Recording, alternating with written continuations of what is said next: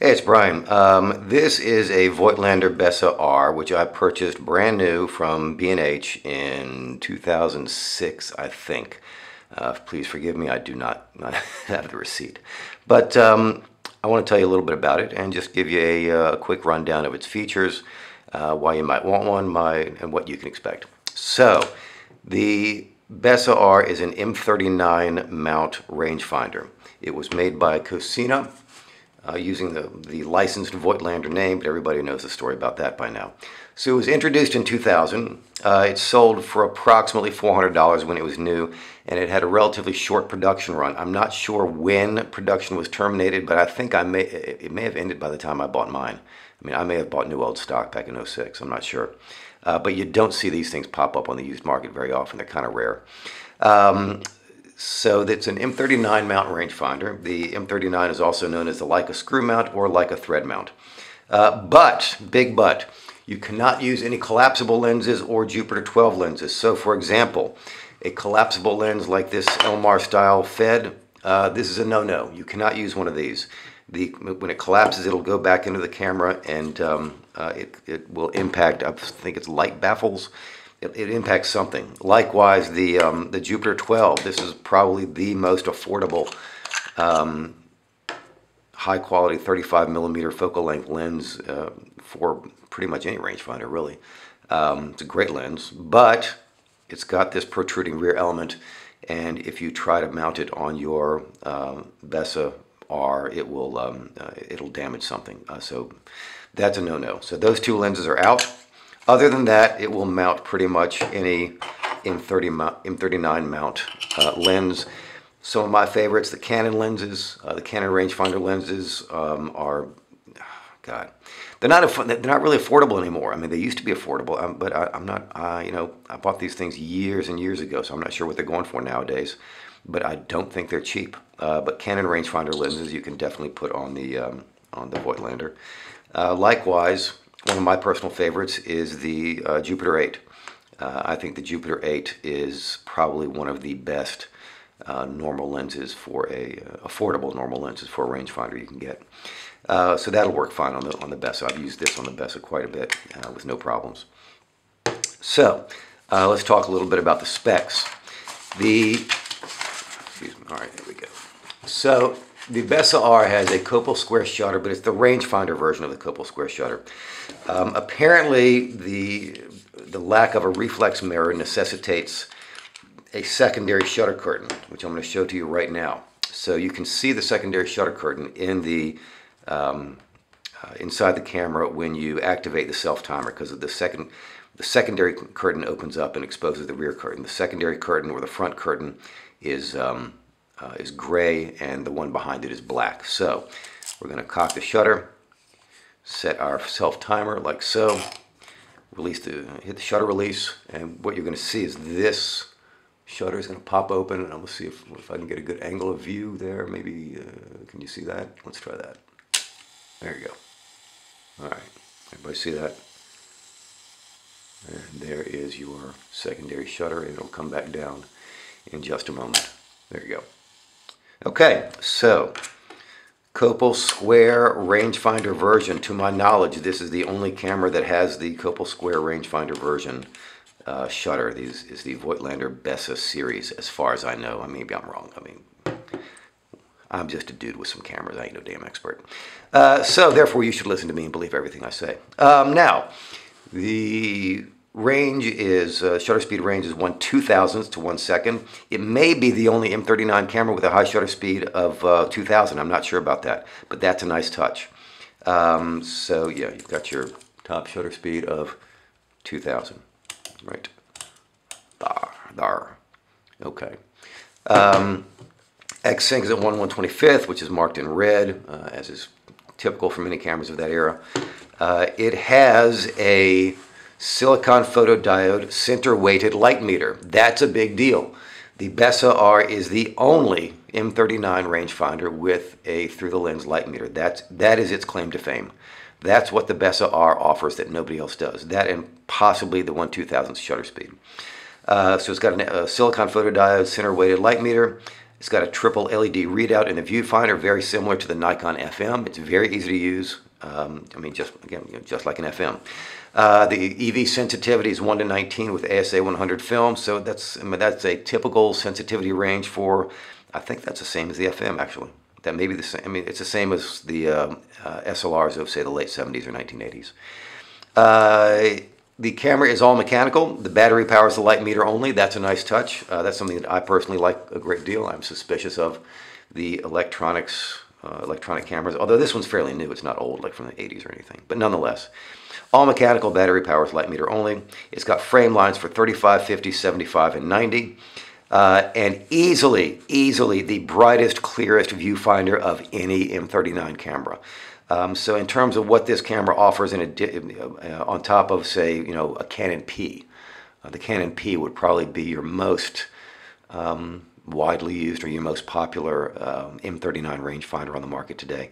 Either that or, excuse me, or like a Leica 3F or 3G. I can't remember which one of those is more popular, more affordable. But the Leica 3F or 3G and the Canon P would probably be the closest competitors.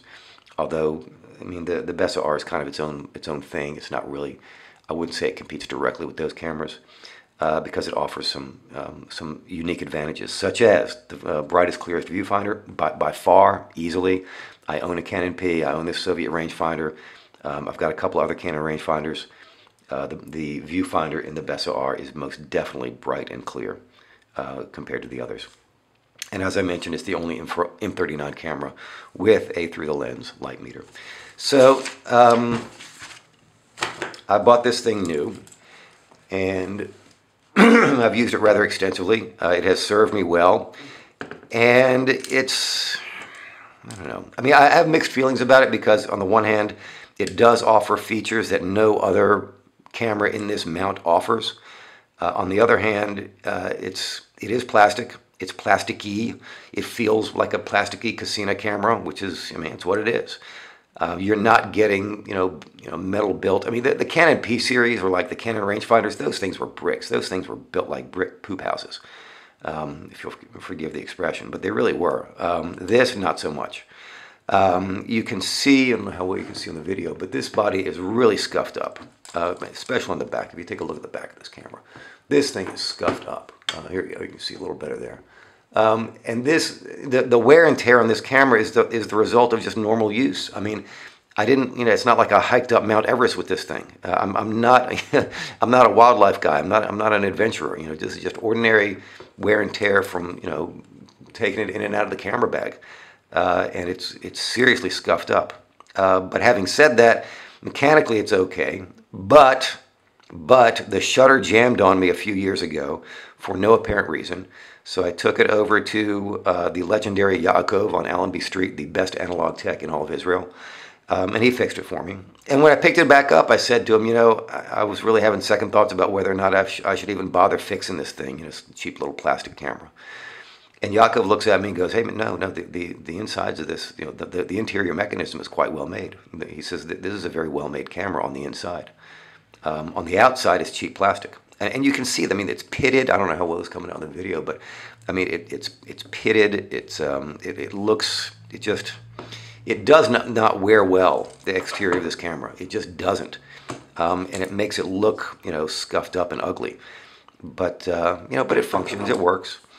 It's got the little window here for, to see what kind of film you're using. That's a fairly modern touch. That didn't become standard on 35mm cameras until the 1990s. It does not have a shutter lockout button. So again, like the Nichromats, I get used to advancing the camera before I take a shot, not after, because there is no shutter lockout mechanism. That is, you can cock it, stow the shutter release, and it'll still release.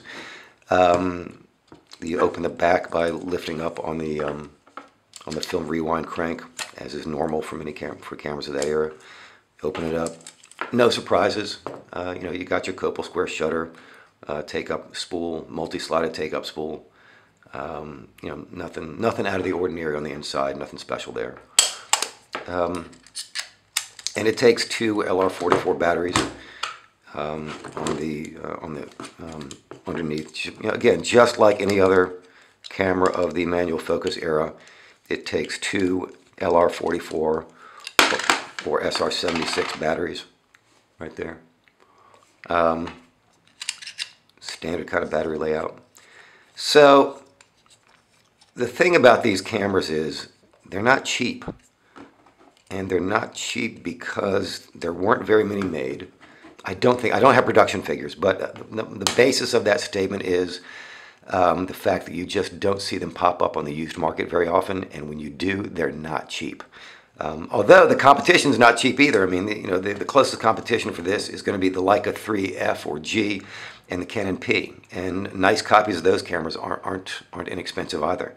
But pricing-wise, the Bessa R is now in the same class with those two. So to the extent it offers an advantage, it's not a price advantage. It's got to be a functional advantage. And the functional advantage of this camera are the through the lens light meter, that's number one. Really nice bright viewfinder, number two. And a top shutter speed of 1/2000th. That's what it offers, but man, and it's lightweight. It's really lightweight. I mean, it's basically all plastic. I mean, this is a plasticky version. It's almost like it's like a rangefinder version of a Nikon FM10 or a Vivitar V3800N, or an Olympus OM2000 or a Cosina, a Konica TCX. All those SLRs that were made by Cosina, those plastic body SLRs, that's basically what this is. No better, no worse. I don't know. It just depends on what you want. Should you buy one? They're just not cheap. I mean, it's a lot of money for a plastic camera. But on the other hand, I mean, I can put it this way. Of all the cameras I just mentioned, of all the Cosina manufactured plastic body cameras I just mentioned, all of which are very similar, offer a very similar set of specs, this is by far the most expensive. By far. And it's because it's unique in its class. Because it offers stuff that the old-fashioned rangefinders just didn't. But then again, it's on the other hand, man, it is plastic. It's plastic all around. Okay, so those are my thoughts about the Bessa R. I'm not going to recommend it or not recommend it. It is what it is, and I mean, I saw one of these go in a Facebook group recently for like $350, and then there were some comments underneath saying, "Oh wow, you let it go for so cheap. This thing's becoming popular." I'm like, "Whoa, for that kind of money, I mean, I'd rather get a Canon P and overhaul it. Frankly, it'll last you longer." But whatever. There are a unique set of features for this camera, and so depending upon what you want to do, it may be worth it. I think I've rambled enough for now, so that's going to do it for my little quick and dirty review of the Bessa R rangefinder. I hope you found this informative. If so, please subscribe and check out the links below. Oh, the links below, yeah. So I'm going to link to Steve Gandy's website, his webpage on the Bessa R. Almost forgot. So he's got the best website in terms of information for this particular camera. In fact, it's the only web resource for this particular camera that I'm aware of. And if you're under 40 and you click on the link, trigger warning, it's a 1990s style website, so don't laugh too hard. The information is still perfectly valid. But it is what I call a bit of internet archaeology for some of the younger people. I mean, I remember reading Steve Gandy's website, 15 years ago. I mean, it was up and running back then. And it hasn't changed. But then again, neither has the information, so the information is just as valid today as it was 15 years ago. All right, that'll do it. I'm wrapping up. See y'all next time. Take care. Bye-bye.